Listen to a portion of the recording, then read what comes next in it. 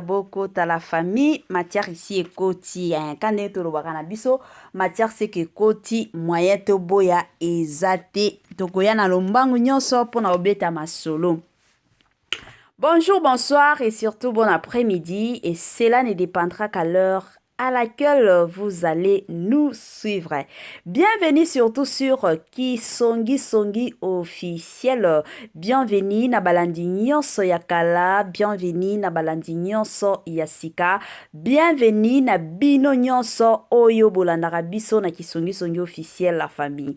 Lelo na Kisongi officiel toye lisusu na pasteur na biso Mike Kalambai. Bande konanga mikolo yo ezande pasteur Mike Kalambai, mata kita pasteur Mike Kalambai esalaki nini ekendaki ndenge nini makambo kana kombo ya pasteur Mike Kalambai.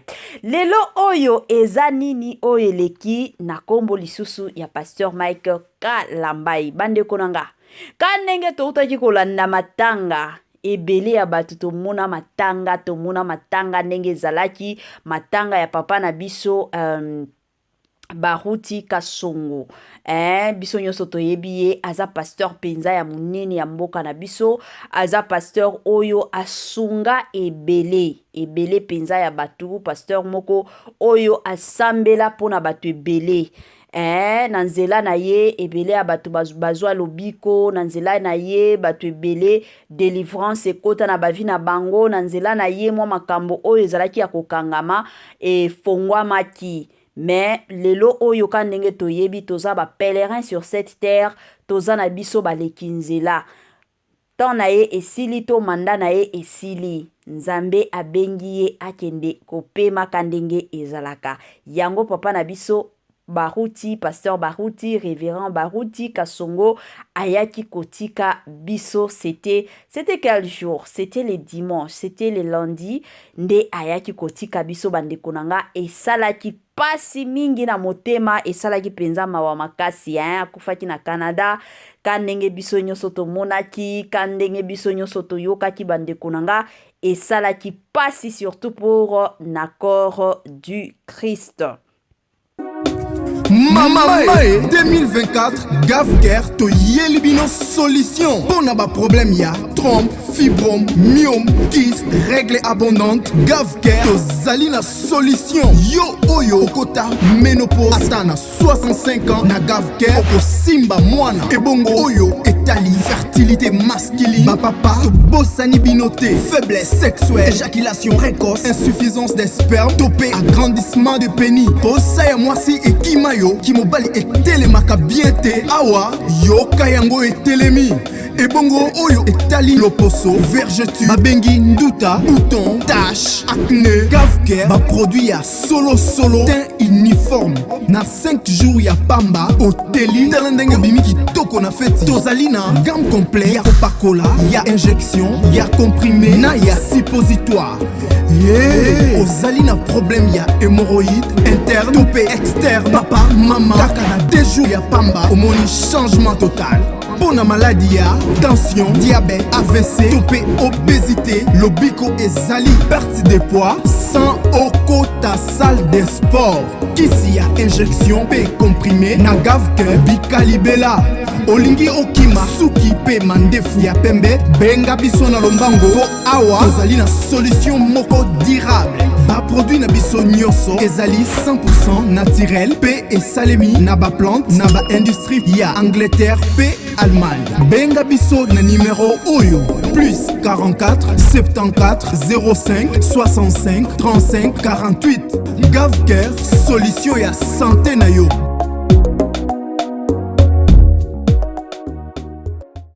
Gavker aye penza na makambo kitoko, Gavker aye penza na ba solution ya kilikili, Gavker aye penza na ba solution ya kafu. La famille yo zobela kanini nini etungisaka yo mutu pasi mino pasi mukongo pasi makambo koboto yo simba te bande konanga na Gavker ata na 60 ans oko simba mwana na Gavker asungaka bana mibali bana basi bana mikeba basi bakola na Gavker ba solution penza ya batu nyonso ezalaka, je m'excuse, na système moko ya kitoko penza mingi makasi. La famille kane na bando beta masolo tomonaki présence ya pasteur Mike Kalambai na matanga ya papa na biso Baruti Kasongo. Bon, na matanga kanenge ezalaka toyebi pasteur Mike Kalambai aza star premièrement et Dédé kande toti koloba awa aza pasteur aza pe mutu munene surtout na mboka na biso. Toyaki komona tango bando tambola azalaki accompagné na batu neti garde du corps mibale bazalaki liboso bamosusu bazalaki sima bantouré ye penza pona protection. Alors eyaki ko attirer attention à batu ebele ya batu baye koloba non, comment ça fait-il que ye pasteur mobimba azana batu o bazo accompagner ye mutu oya protégeaka ezalaka nzambe? Est-ce que garde wana importance na bango eza nini to ezaka kolakisa ke non aza star to ndenge nini? Parce que ndenge eza boye normalement na matanga ndenge akendaki fallait azala neka simple ki akendaka na bagarde bazo surveillaka ye bazolandaka ye akomi neti président neti mutu munene moko boye.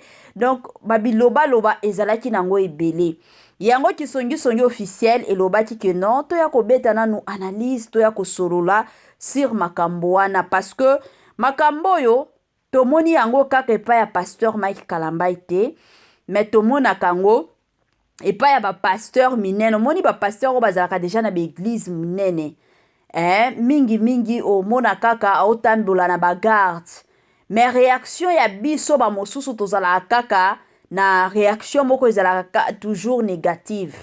Donc biso soki tomoni bagarde wana c'est comme si musala nzambe akomi komilakisa, c'est comme si alingi asala makambo neto aza supérieur koleka baninga mosusu bato ebele bazalaka toujours na makanisi ya bongo.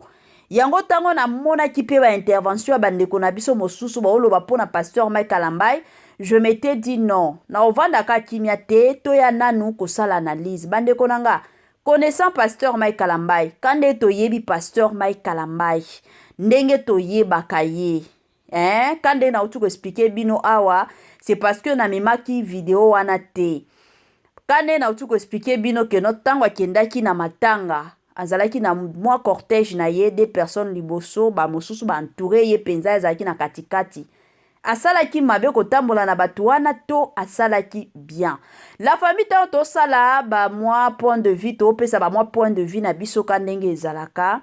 Bobo sana pete ko s'abonner chaîne na biso ya kisongi officiel eza chaîne ya sika tozana besoin ba abonner ebele tozana besoin ba partage na bino bo partager sango awa eza place to betaka masolo ya nyonso soki tomoni likambo communauté lobby tokoya nango na kisongi officiel tokoya kobeta masolo na ndenge moko ya bien selon ngai. Selon la famille, bon, et là qu'on a koloba premièrement, ezake, nga na omona nanga mabete. Dans quel sens? Toyebani. Na communauté na biso toza batu moko bandeko nanga, je ne sais pas, même des gens qui ont étudié.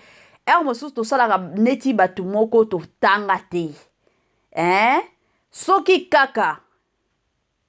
Let's say.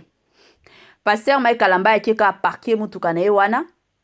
Connaissant biso nyonso toyebi déjà pasteur Mike Kalambai akeka parquet mutuka na ye kuna. Après ko parquet mutuka na ye akota na place ya matanga kandenge batu bavandi ye moko. Est-ce que boza sûr que aotambola akokoma tina place batu bavandi ya matanga? Aokoma te. Na ba papa na ba mama ba kotelema bakende bisika pasteur Mike azali batu mosusu ba omona ye neti Yesu bako simba ye bilamba batu mosusu balinga batia baba maboko na bango na poche basala bisala sala kozala somo. Alors au lieu tokota kuna yango ezalaka toujours bien batu oyo déjà bazana ba réputation ya minene neti ba pasteur Mike Kalambai, le pasteur Moïse Mbie, le pasteur Marcelo, ba pasteur baza ebele, le pasteur Roland Dalo bazana bango ebele. Batu wana normalement ba place ebele neti ya bongo, place batu ebele baza ezalaka toujours malamu ba otambola na cortège. Pourquoi cortège? Parce que mutu akoya kopusa na pembeni na bango akozala te. Tango mutu kaka komeka aya mbala moko bango moko bakotia ye mupanzi pour que mabe ekota te. Eza te ke non tango pasteur Mike Kalamba bando kota to tango ba pasteur mosusu bakota kana ba garde ezalaka une façon ya ko se protéger to ya komilakisa te. Eza kaka na pona mwa sécurité. Communauté na biso ezaka communauté moko bandeko nanga façon to mona ka makambo ezalaka somo. Ezalaka somo la famille qu'on se le dise. Eza makambo mosusu photo lobaka. Il faut vraiment toloba ka ndenge tozabo e ka ndenge to mona ki matanga to mona kaka président na biso akita na matanga wana sans cortège sans bagarre. La famille ekobeba toyebani. Alors, tant que tu cortège wana ezate que non, cortège wana a mi sentir que non, il est spécial plus que les autres, non. Azan est spécial te, mais ezaka kapona moi sécurité, batuba yate que non. Pasteur Mike Kalamba ye wana, to kende apesa biso bambongo parce que na communauté na biso ba congolais tozalaka, soki to moni batu neti ba pasteur Mike Kalamba ba pasteur Moïse Mbie déjà to mona ka eza bazana mbongo. Ndenga zo tambola bongo mbongo ndembo. Yango ezalaka toujours malamu ba otambola kana mwa cortège pona mwa sécurité. To mona kikutu mama na biso femme Tamar. Abimi kana jeune ou abima ki ezali jeune à 40 jours. Il fallait bon mona combien ya batu babado simba na bilamba. Et pourtant ezalaki na mwa cortège na ye. Mamae 2024 Gavker to Yelibino solution. Pour ba problème ya trompe, fibrome, myome, kyste, règles abondantes. Gavker to Zalina solution. Yo oyo okota ménopause atana 65 ans na Gavker oko simba mwana. Ebongo oyo etali fertilité masculine. Ba papa to bossani binoté, faiblesse sexuelle, éjaculation précoce, insuffisance des spermes, topé agrandissement de pénis. Posa ya mwasi et kimayo Kimobali etelemaka bien te awa yoka yango etelemi ebongo oyo etali loposo vergeture babengi nduta bouton tache acné Gavker ba produit ya solo teint uniforme na 5 jours ya pamba oteli talendenge bimi kitoko na feti tozali na gamme complet ya kopakola ya injection ya comprimé na ya suppositoire. Ozali na problème ya hémorroïde interne topé externe papa mama kaka na 2 jours ya pamba omoni changement total. Pour la maladie ya tension, diabète, AVC, topé, obésité, lobiko ezali perte de poids sans okota salle de sport. Kisi ya injection pe comprimé na Gavker bikalibela.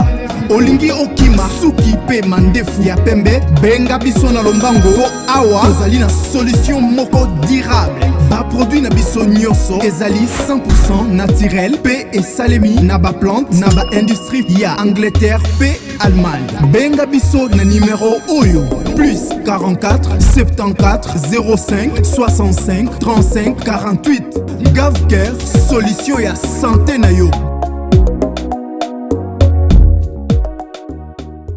Congolais, Congolaises, partout aux alikota la biso, toyeli yo offre oyo ezali na kati ya maluku, vente ya ba terrain ya 20 mètres sur 15. Awa na kati ya commune ya maluku ba terrain oyo ezali kitoko, ezali na emplacement ya bien, ezali plat, ezali ba terrain oyo ezali na problème ata moko te.